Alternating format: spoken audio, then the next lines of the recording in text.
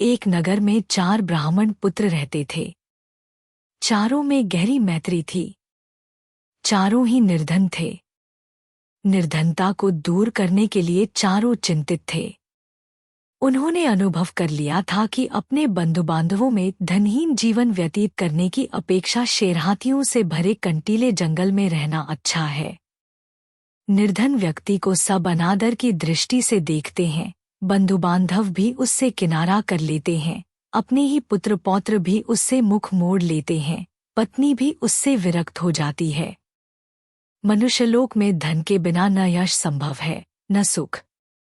धन हो तो कायर भी वीर हो जाता है, कुरूप भी सुरूप कहलाता है और मूर्ख भी पंडित बन जाता है। यह सोचकर उन्होंने धन कमाने के लिए किसी दूसरे देश को जाने का निश्चय किया। अपने बंधु बांधवों को छोड़ा, अपनी जन्मभूमि से विदा ली और विदेश यात्रा के लिए चल पड़े। चलते चलते क्षिप्रा नदी के तट पर पहुंचे।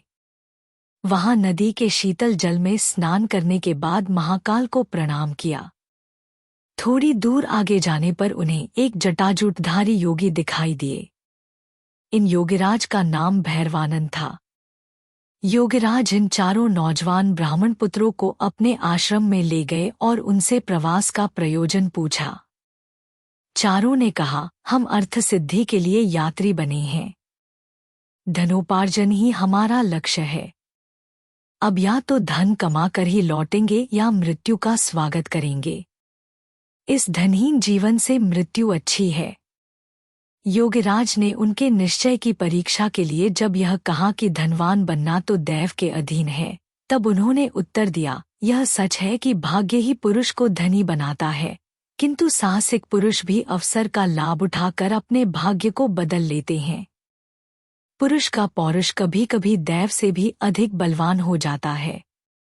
इसलिए आप हमें भाग्य का नाम लेकर निरुत्साहित न करें। हमने अब धनोपार्जन का प्रण पूरा करके ही लौटने का निश्चय किया है। आप अनेक सिद्धियों को जानते हैं।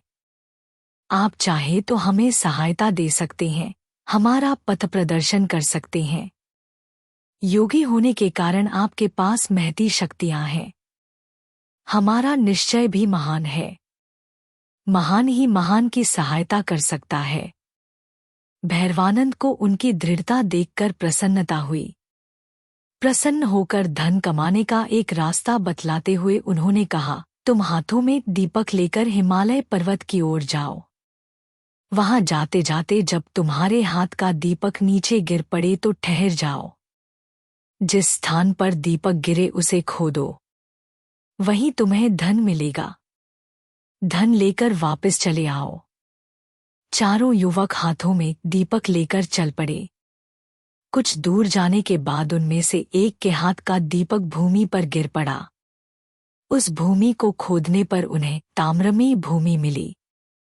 वह तांबे की खान थी।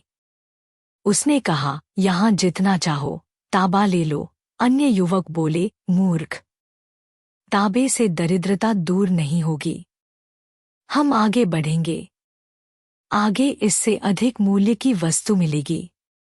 उसने कहा, तुम आगे जाओ, मैं तो यहीं रहूंगा।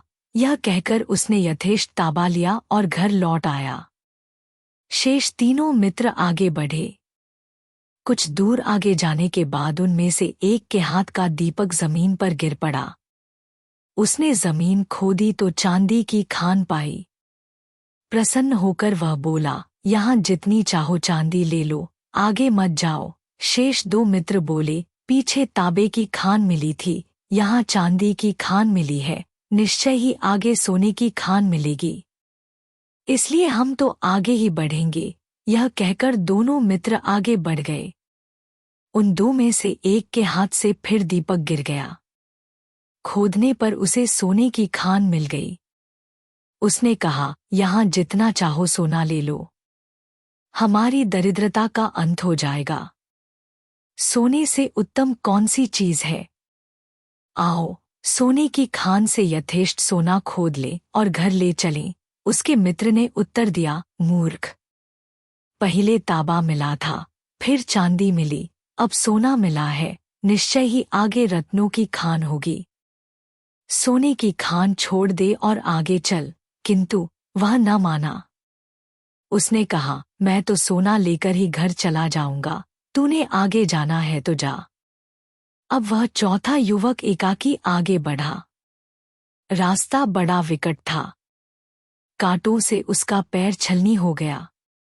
बर्फीले रास्तों पर चलते चलते शरीर जीर्णशीर्ण हो गया, किंतु वह आगे ही आगे बढ़ता गया। बहुत दूर जाने के बाद उसे एक मनुष्य मिला, जिसका सारा शरीर खून से लथपथ था और जिसके मस्तक पर चक्र घूम रहा था। उसके पास जाकर चौथा युवक बोला, तुम कौन हो? तुम्हारे मस्तक पर चक्र क्यों घूम रहा है? यहाँ कहीं जलाशय है तो बतलाओ, मुझे प्यास लगी है। यह कहते ही उसके मस्तक का चक्र उतरकर ब्राह्मण युवक के मस्तक पर लग गया। युवक के आश्चर्य की सीमा न रही। उसने कष्ट से कराहते हुए पूछा, यह क्या हुआ? यह चक्र तुम्हारे मस्तक से छूटकर मेरे मस्तक पर क्यों लग गया? अजनबी मनुष्य ने उत्तर दिया, मेरे मस्तक पर भी यह इसी तरह अचानक लग गया था।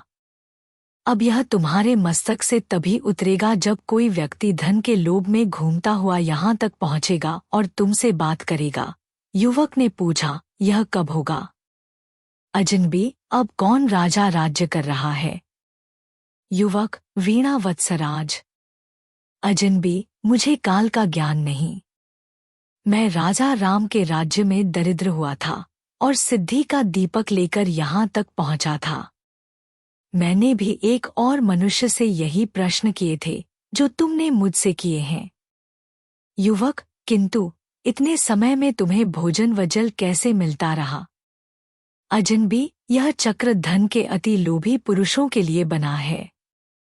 इस चक्र के मस्तक पर लगने के बाद मनुष्य को भूख, प्यास, नींद, जरा, मरण आदि नहीं सताते। केवल चक्र घूमने का कष्ट ही सताता रहता है।